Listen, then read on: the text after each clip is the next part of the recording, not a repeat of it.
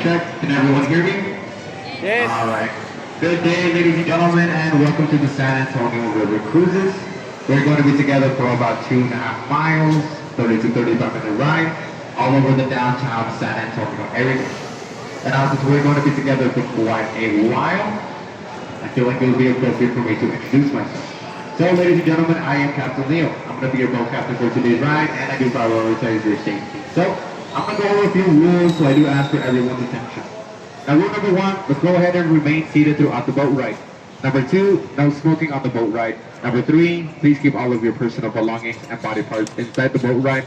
And number 4, if you happen to find yourself outside of the boat ride, like for example, in the river itself, then go ahead and do me a really big favor and just stand up. Now, ladies and gentlemen, this river that we're on is not deep at all. It's only about 3 to maybe 4 feet deep, so just stand and walk out. You'll be fine. But now that I got all of these rules out of the way, why don't we go ahead and start the tour. Look to my right. Look to my right. We're going to find a statue of a man holding a little baby. Can y'all see him right there? Ahí está el San Antonio. We're looking at San Antonio. Padua. San Antonio de Padua, born in the 1300s in Lisbon, Portugal.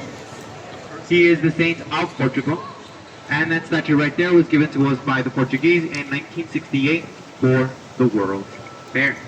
But why is this river named after a person who never even stood foot in the Americas?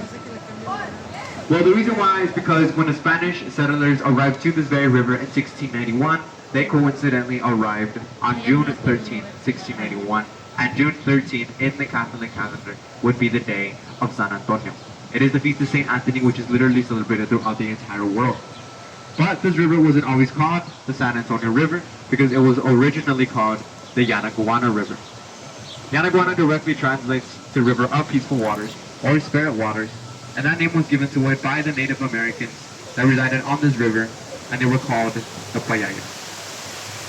Now the Payayas were very religious, as they believed that humanity sprouted from this very river thousands of years ago. It was more or less like their version of the Garden of Eden. And while we're on the topic of religion, look to my top right.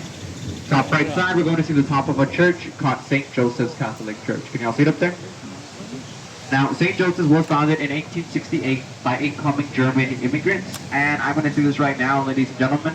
But I am going to be talking quite a bit about Germans throughout the ride. But general begs the question, why? Well, the reason why is because, believe it or not, for the majority of the 1800s, the number 1 incoming immigrant population here in Texas was actually Germans. Catholic Germans, to be exact. And then French, and then Eastern Europeans, and then Mexicans. So this city, with much of South Central Texas, has a very profound German presence. So just don't be surprised if they keep popping out throughout the right. But why don't we look to my top right? Top right side, we're going to find a red sculpture. Can y'all see it up there? That red sculpture is the Torch of Friendship. Now, the Torch of Friendship was given to us by the Mexican government in 2002. It is supposed to represent the peace and coexistence between the United States and Mexican cultures and our peoples and governments, and it's supposed to be 2 hands going like this. Now, if y'all want a really good picture of the Torch of Friendship, we're going to get a very good angle in quite a bit, but why don't we go back to the year 1968? Because 1968 was a very important year for the city. Want to know why? That's when the World's Fair came to this town. Well, why was it a big deal? Well, because this city was expecting 7 million visitors, while only 600,000 residents lived in the county. Now, what would you do if you're expecting 7 million visitors? You're probably going to build a few hotels, right? And so the city just didn't do that. Not until 1967, when it was almost too late. Because in 1967, a gentleman by the name of H.B. Zachary went ahead and built a 500-room hotel in less than a year here on the river. But how? Before I tell you how, look directly behind me up high. We're going to get a very good angle of the Torch of Friendship if y'all want to get pictures while we're here. So while you take your pictures, let's go ahead and go back to the topic of the 500-room hotel. How did they build this hotel? So H.B. Zachary, he was the man behind the entire project. Now, H.B. Zachary, he was a very creative person because he decided to build the first 4 floors of the hotel on the river like any other hotel. But 9 miles south, H.B. Zachary owned a factory, and in that factory, he was making concrete cubes. So imagine a cube But it says around us, right around us here. Now inside this cube was an entire hotel room. So they had TVs, beds, radios, nightstands, wallpapers, carpets, and then even Bibles on the nightstands next to the beds.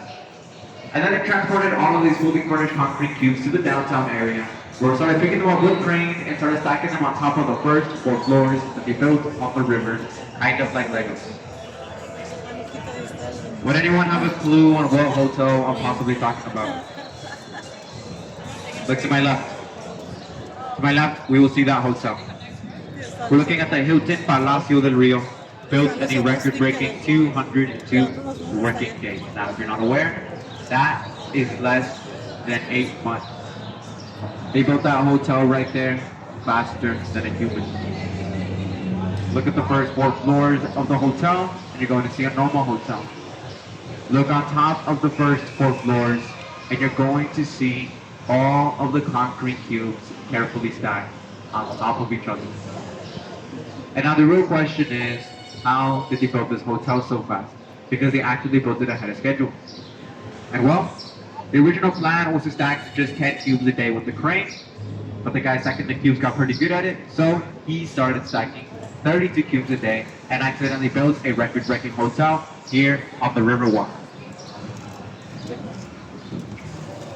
So why don't we look directly in front of the boat? Right in front of us, we're looking at an area called La Villita. La Villita means little village in Spanish, and that's basically where the city started. Because in 1722, Spanish soldiers that were stationed at the Alamo lived in La Villita with their loved ones. Fast forward to the mid-1800s, it became a German slum. Fast forward to today, you're going to find beautiful art galleries, restaurants, local shops, live music. And now, the majority of the live music is performed directly in front of the boat. Right in front of us, we're looking at the Arneson River Theater. Arneson River Theater was made in 1941 and designed by an architect named Edwin Arneson. This river theater right here has an 800-person venue. And why don't we look to my right at the stage? Because if that stage right there rings a bell, well, that is because that is where Sandra Bullock filmed her swimsuit scene in the movie Miss Congeniality. And right now we're going through La Rosita Bridge. This bridge right in front of us, ladies and gentlemen, is named after a Rosita Fernandez. She was a Tejano singer and pioneer who performed on the Arneson stage for 25 years, every Sunday for 25 years. And she inspired many young artists, such as the upcoming Selena. Look to my right. To my right, past the trees, we're looking at the Briscoe Western Art Museum. The Briscoe opened up in 2013, and it is named after former Texas Governor Dolph Briscoe Jr. However, this building to my right does date back all the way to 1930. Because in 1930, it was the original San Antonio Public Library, which was founded by a Scottish immigrant some of you have probably heard of, by the name of Andrew Carnegie. The library later relocated in 1968, and then it became the San Antonio Circus Museum. So to the Briscoe today, you're going to find a really cool interpretation of the American West, Santa Ana sword, and even one of Pancho Villa's last remaining saddles. Now, let's remember to remain seated. We are approaching the lowest hanging bridge of this river, but while we go underneath the bridge, let's talk about it, as it's honestly very interesting. So this bridge right here was given to us in 1889, and it is a cast iron bridge, and it is also a rivet bridge. What is a rivet? Look at the bridge. You're going to find all these little bolts holding the bridge together. That's a rivet. And that makes it pretty rare because this is one of 3 surviving river bridges on the river. 1 of 5 in Texas, and 1 of 10 in the United States. So you're more than likely never going to find a bridge like this right behind us, just ever again in your life. But it really is just a bridge. So why don't we look to my right? To my right, in between the 3 trees, we're going to find a black sculpture with some hands and arrows next to a bench. Can y'all see it right there? So that's actually Father Massanet's table, named after Father Damien Massanet. He was a Franciscan missionary who performed the first Spanish Mass on this river in 1681. But everyone keep looking to my right and look down. Look down and we're going to find some roots down here. If you want to stand up for a better look, that's fine. But those roots carve out a heart-shaped island called Marriage Island. And that's the reason it's called Marriage Island is because on average, about 300 couples get married on that little island right there every year. So how common is that? Well, that's every other day. But to give you a personal note, in one of my 6-hour shifts, a very long time ago, I actually witnessed 4 back-to-back marriages on an island back there in the span of 6 hours. So sometimes it's a lot more common than you think. Hey, look at me. Fine, I'll tell now. I am close. Now, underneath this bridge is a pretty cool spot. This is actually called the Old Mills Crossing.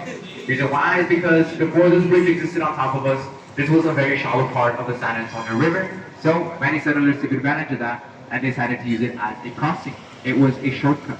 And as a matter of fact, Teddy Roosevelt and his Rough Riders went ahead and trained on this very part of the river in the 1890s in preparation for the Spanish-American War. But right now, I'm going to show you all my favorite building in the entire city.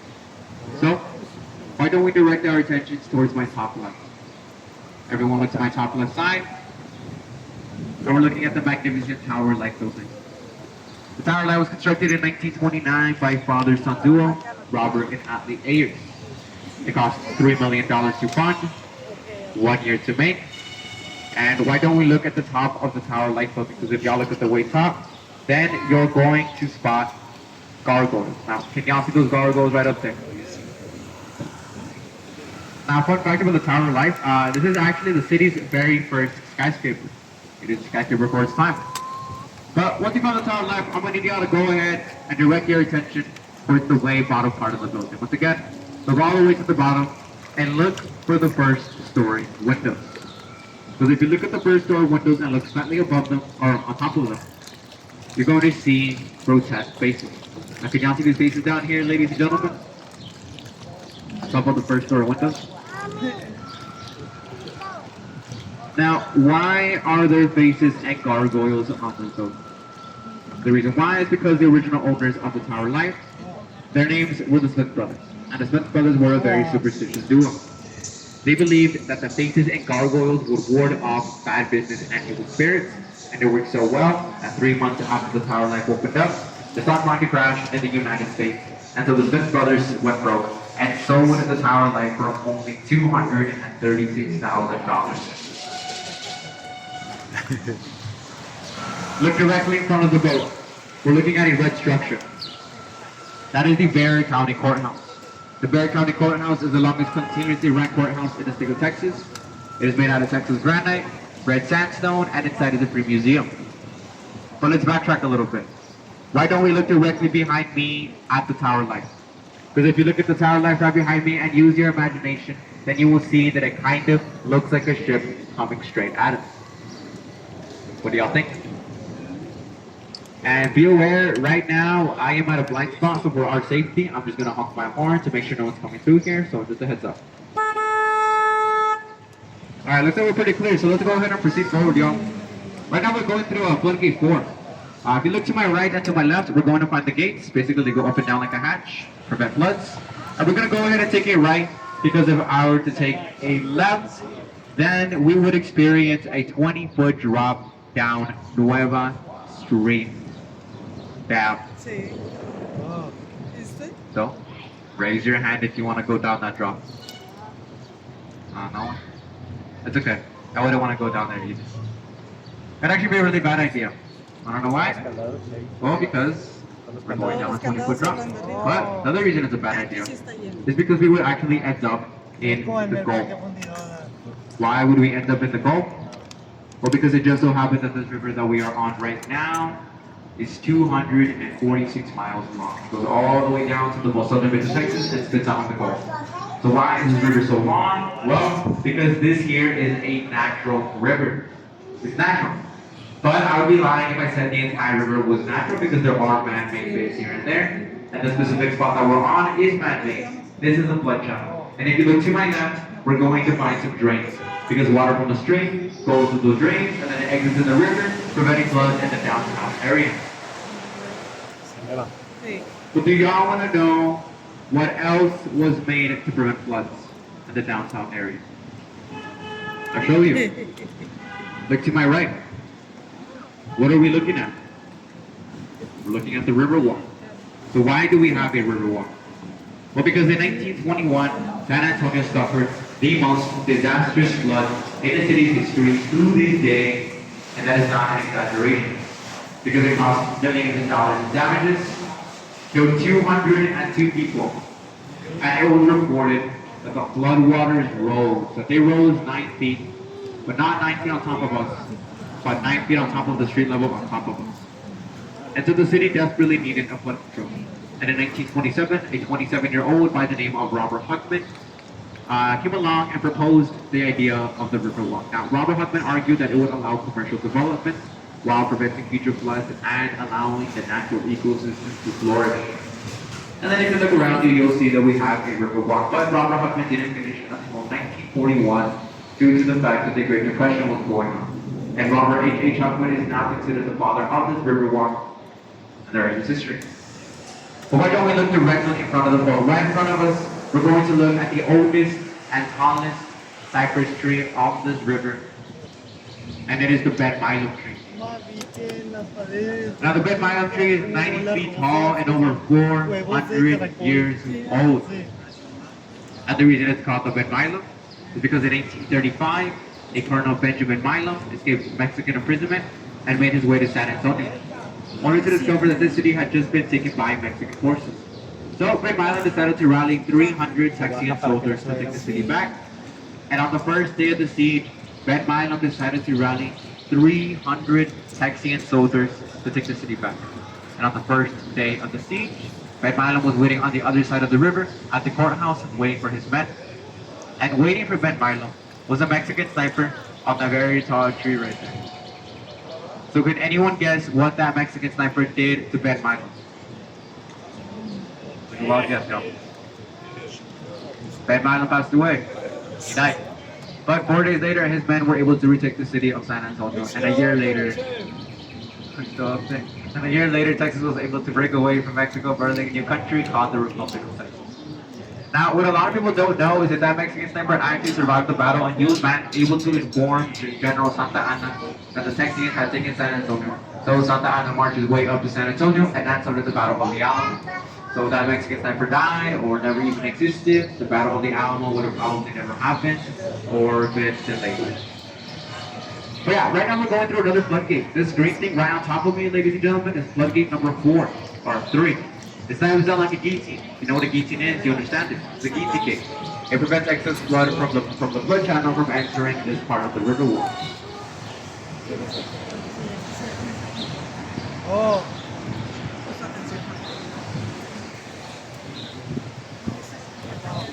But for the very next part of our ride, let's go ahead and look to my right. To my right, look for the balcony and look to the ground with the staircase right here, because we're looking at the Esquire. The Esquire is the oldest tavern on the river. It opened up in 1933. What else happened in 1933? Prohibition was lifted. Alcohol became legal in the United States. And that tavern wasted no time, because they reportedly opened up a fully stocked tavern in less than 2 minutes right after Prohibition was lifted. So look to my left. To my left, we're going to find a white hotel called the Drury Inn. We'll look inside the Drury Inn, and we're finding chandeliers hanging from the ceiling. So can you all see the chandeliers inside? The reason I point them out is because it was reported that this river rose past those chandeliers back in the flood of 1921.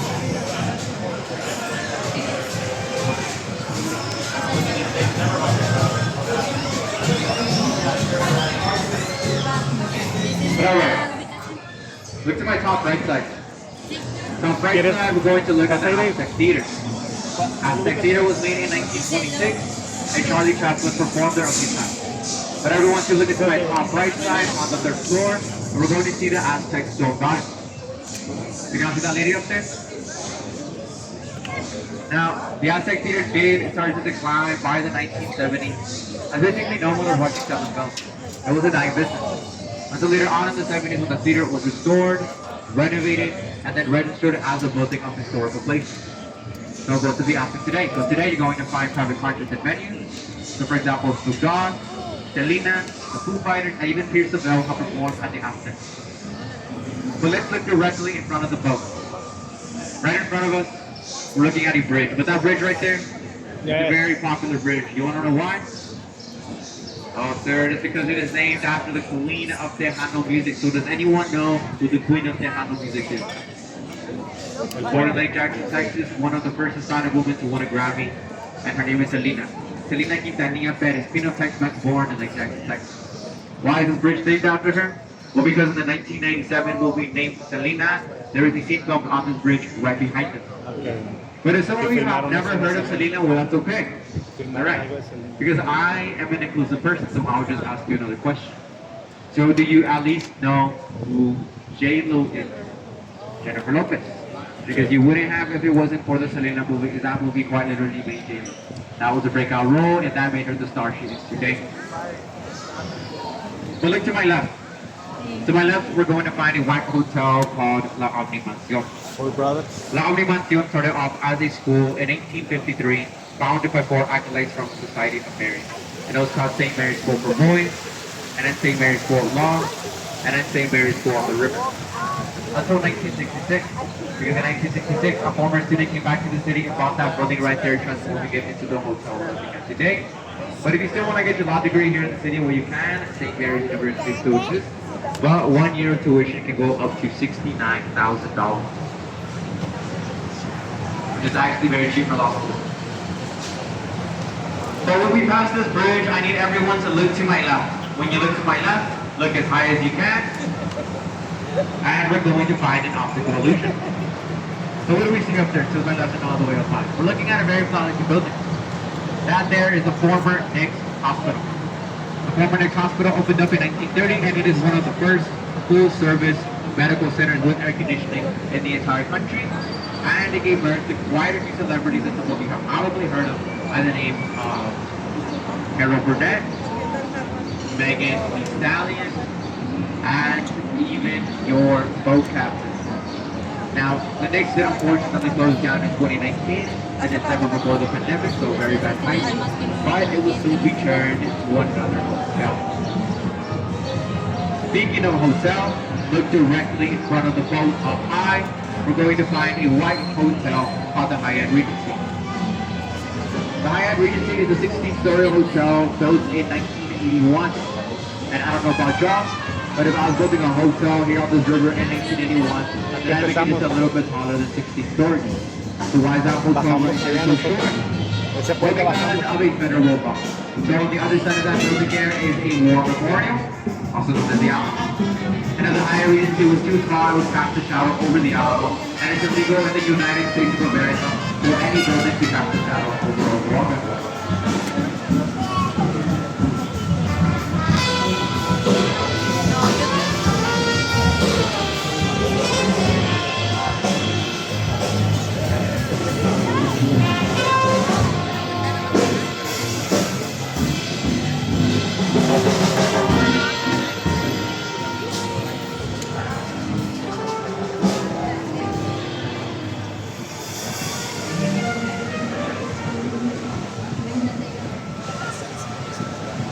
Alright, look to my right. To my right, we're looking at a red structure. That red structure is the San Antonio Casino Club building.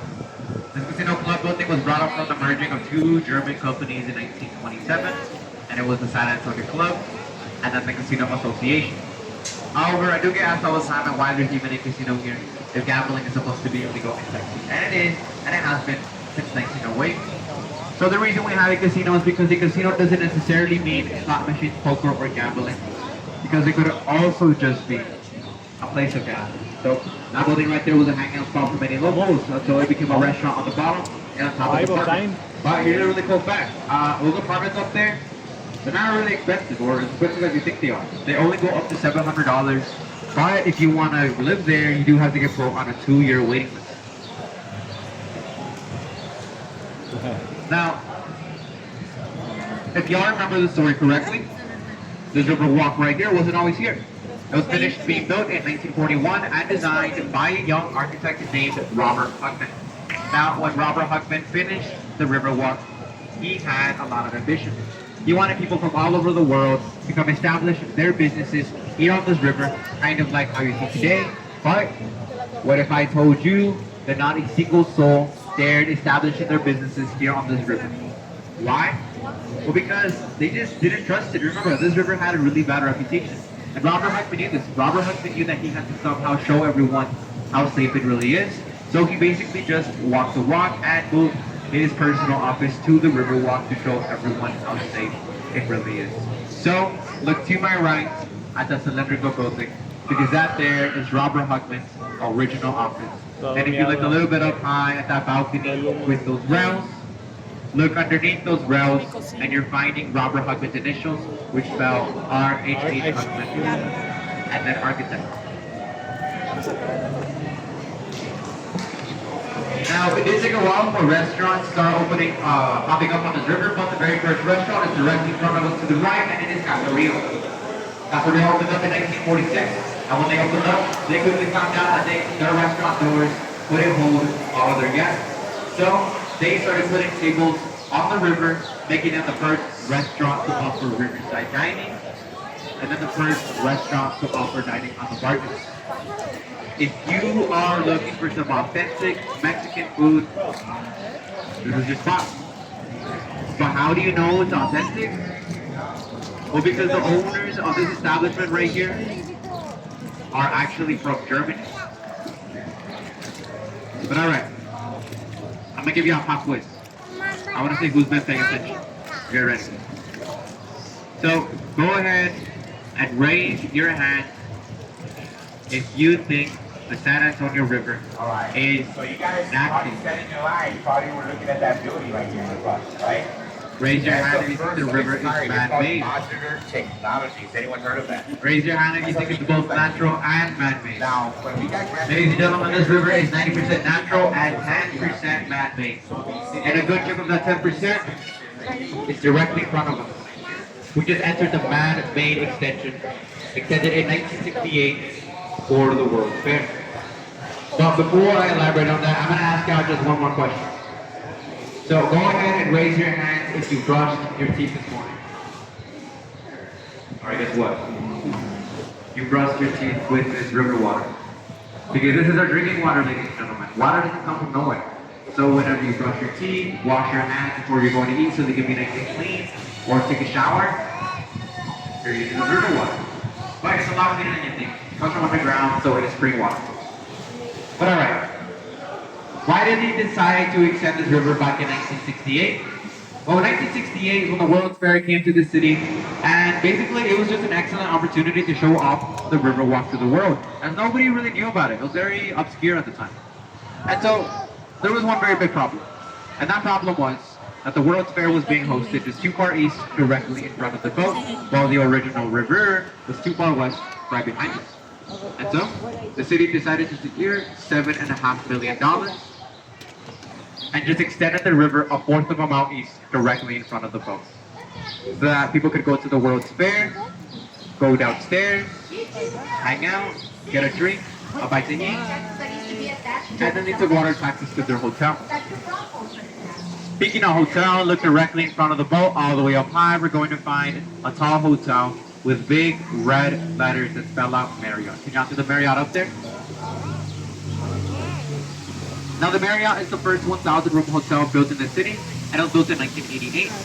About 3 years before the Marriott was there, 3 years before, in 1985, there was a 3-story abandoned hotel on the exact same property as the Marriott, and it was called the Fairmont. The Marriott. And now the Marriott desperately wanted to get rid of that old El Fairmont Marriott. hotel, except they couldn't, as the Fairmont was just too historically significant to the city.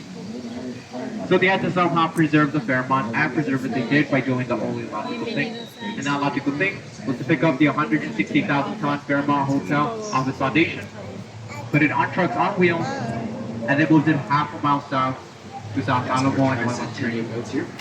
And so the moving of the Fairmont would be in the Guinness Book of World Records for heaviest building moved on wheels. And it was such a big deal actually that many locals came to the city just to set up their lawn chairs and watch the Fairmont move just 1 inch every hour. So let's look directly in front of the boat. And we're looking at the new girl on the side. I don't think I have to say who else to look at. She is made out of 72 pieces of polished stone, concrete, and marble. And her English name is Stargazer, while her Spanish name is Shalali.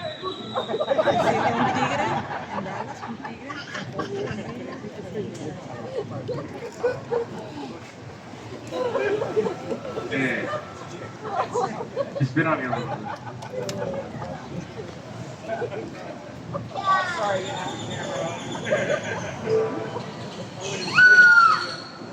Now, right now we are in the youngest part of the entire river, ladies and gentlemen. This part of the river was constructed in 1988, so there could be a physical connection from the river walk to the river center mall, which we're getting to very shortly. And by shortly, I mean like right now.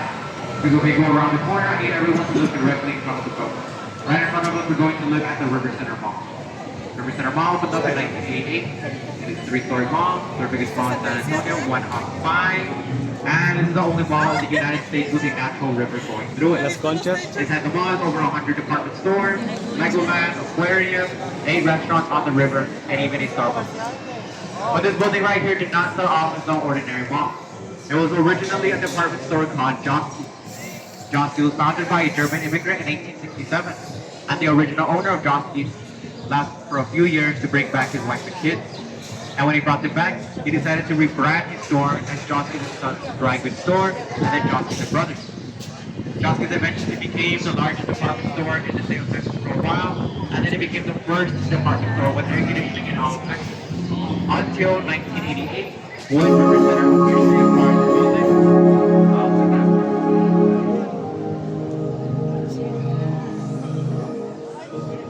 Just have to get out. Back in an hour, and I'll be playing. But alright, y'all. If this part of the river looks ever so sadly familiar, well, that is because we are reaching the unfortunate end of our ride. But I do have a few more things to say. Now, everyone, let's go ahead and remain seated while I dock and secure my boat. I'll let you know when it's safe to stand and hop out. So once again, please remain seated. Please be patient. Another thing, everyone make sure everything is on you. That's going to include your wallet, purses, keys, kids, wives, husbands, parents, all of the above. Make sure it's on you because it doesn't hurt to double check. And for the very last part of the ride, can everyone please look at me?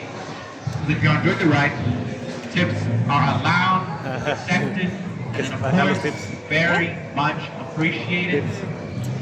And I do appreciate y'all, ladies and gentlemen. So go ahead and do me a really big favor and watch your steps when you hop off the ride. If you have any questions or want to take pictures on the boat, then you're more than welcome to do so.